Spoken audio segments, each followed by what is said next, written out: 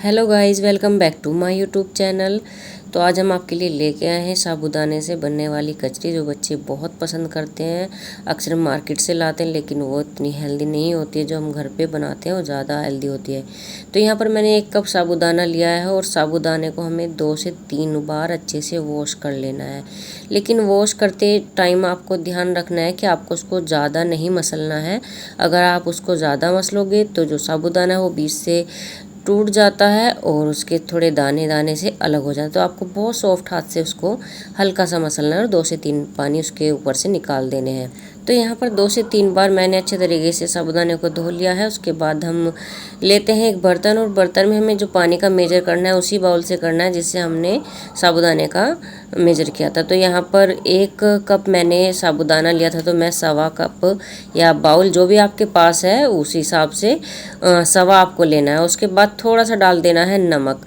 इसके बाद इस पानी को हमें अच्छे से उबालना है, तो मैं इसको उबालने के लिए रख देती हूँ।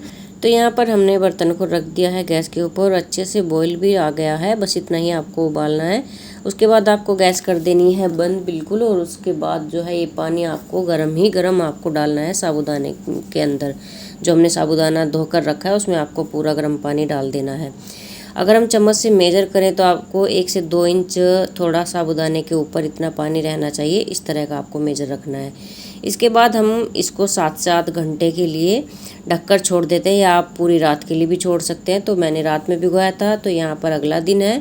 1 रात इसके ऊपर से निकल गई है और देखिए साबूदाने ने पूरा पानी सोख लिया है और बिल्कुल भी ज़्यादा लिक्विड सा हमारा साबूदाना नहीं हुआ है, खिला खिला है। बिल्कुल पानी का जो मेजर था बिल्कुल परफेक्ट था। इसके बाद हमें इसको करना है मिक्सी। तो मिक्सी के लिए मैं इसको 2 से 3 बार मिक्सी करूंगी, क्योंकि मेरे पास छोटा जार है। तो यहाँ पर मैंने साबूदाना मिक्सी के जार में ले लिया है। अब मैं इसको मिक्सी कर लूँगी, और आपको इसको बहुत अच्छे से मिक्सी करना है। इसके अंदर लम्स नहीं रहने चाहिए। तो यहाँ पर मैंने इसको मिक्सी कर लिया, लेकिन ये भी मुझे थोड़ा सूखा सूखा लग रहा है।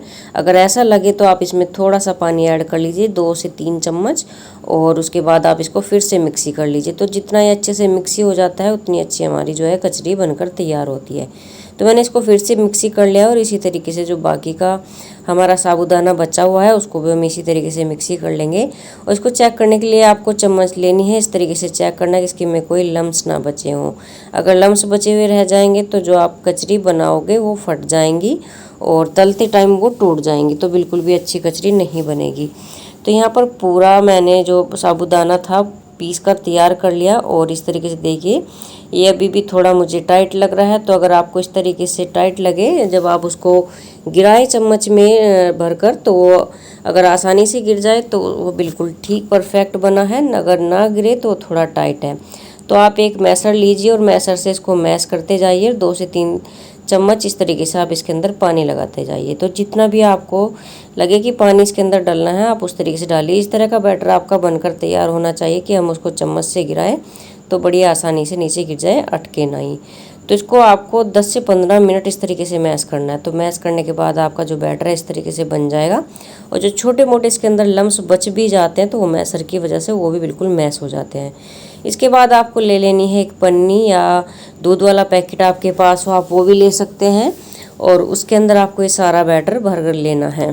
तो इस पन्नी से हम एक कोन बना लेंगे। अगर आप मार्केट वाला कोन लाना चाहते हो तो वो भी ला सकते हैं, लेकिन मैं यहाँ पर बहुत सिंपल तरीका दिखा रही हूँ, क्योंकि सभी के पास सब चीज़ें अवेलेबल नहीं होती है। तो हम घर पर इसको कैसे तैयार कर सकते हैं बिना मार्केट के सामान के। तो हम इसको इस तरीके से तैयार कर लेंगे। तो देखिए यहाँ पर एक कोन बनकर तैयार हो गया। इसके बाद आप इसको एक रबड़ बैंड से अच्छे से बांध लीजिए, जिससे कि पीछे की साइड को हमारा बैटर बिल्कुल भी ना निकले।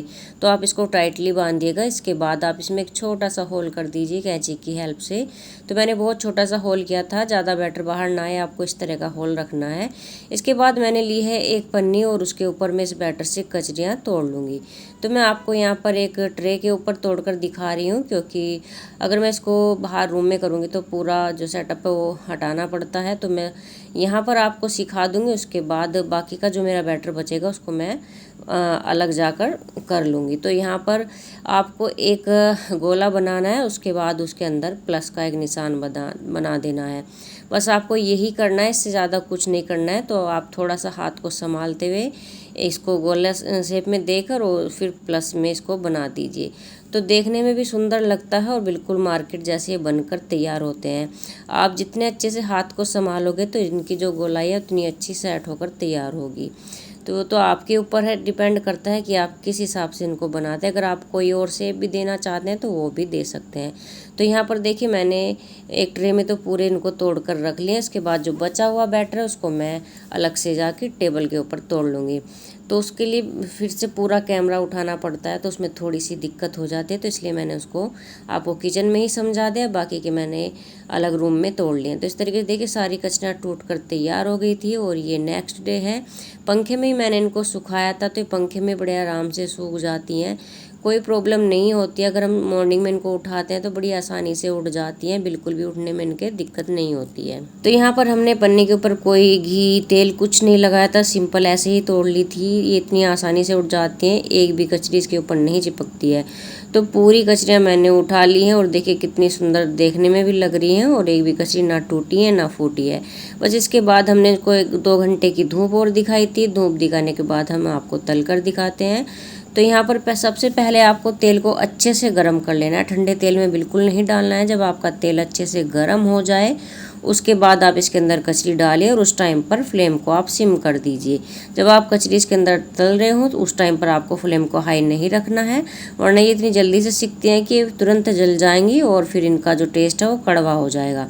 तो सबसे पहले आपको बस तेल को पूरा गर्म करना है, उसके बाद फ्लेम को सिम करके उसके बाद आपको कचरी डाल के फटाफट से उतार लेनी है। ज़्यादा टाइम इनको नहीं देना है, क्योंकि अगर इनका कलर चेंज हो जाता है तो फिर इनमें थोड़ा सा कड़वापन आ जाता है।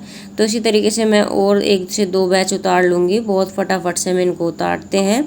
और ये खाने में भी बहुत टेस्टी लगती है। और आप इनके अंदर थोड़ा नमक भी ऐड कीजिए, शायद मैं बताना भूल गई हूँ, तो आप नमक हल्का ही रखिएगा, क्योंकि ज़्यादा नमक हो जाता है तो वो खाने में अच्छी नहीं लगती है। तो यहाँ पर देखिए मैंने पूरी कचरी उतार ली, जो मैं इनको खाने के लिए बच्चों को दे दूँगी, तो मैंने उसी हिसाब से उतार ली है। तो यहाँ पर कचरियाँ उतर कर तैयार है। इसके बाद हम इनको डिश आउट कर लेते हैं। तो देखिए देखने में कितनी सुंदर लगती है और इतनी ही करारी करारी सी बनकर तैयार होती है, बिल्कुल क्रिस्पी सी हमारी बनकर तैयार होती है और खाने में बहुत ज़बरदस्त लगती है। बच्चे इन्हें देखकर बहुत खुश होते हैं। और अगर हम इस तरीके से घर पर बना लेते हैं तो हमें मार्केट से नहीं लानी पड़ती, क्योंकि मार्केट की चीज़ इतनी हेल्दी नहीं होती है। अगर हम इस तरीके से घर पर तैयार कर लेते हैं बच्चों के लिए बहुत अच्छा होता है। आप इनको व्रत में भी यूज़ कर सकते हैं। अगर आप व्रत में यूज़ करना चाहते हैं तो आप इसमें सेंधे नमक का यूज़ कीजिए।